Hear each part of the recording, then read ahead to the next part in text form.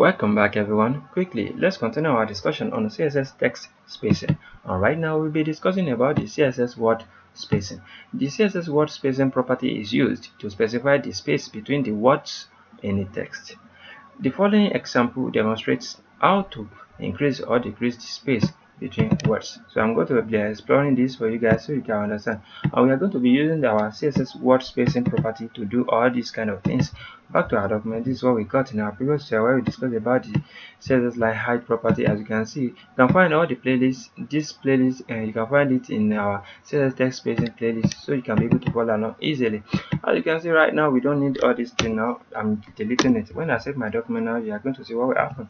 Now we are having this right now. I'm going to control the word. What is all this word? How can we identify a word inside this text? The word, how to identify a word is any letter you see before any space, that is a word. Any letter you see before any space, that is a word. Any character also, you can call it any character you see before a space is also a word. Any character you see before a space is also a word. So I'm going to show you now so you can see how this works. This I'm going to control the word spacing. Then let me use word spacing property here so you can see how it works. Let's control it. Let's give it 24 pixels so you can see what will happen when I give it 24 pixels and reload my document. Can you see? So this is what the space between it is the space we are talking about.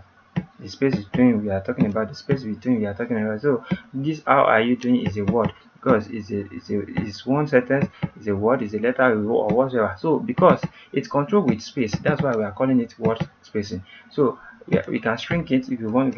We can make it higher than this if you want. So I can give it on 1100 pixels. When I give it 100 pixels, can you see this the space between all my words? So you can do it anyhow. Even we can give it 1000 if you like. It just depends on what you want to do. So there's no any limitation to this. As you can see, it just depends on what you want to do. And you can give it also, you can give it negative value. When I give it negative value, the space between all our level, can you see?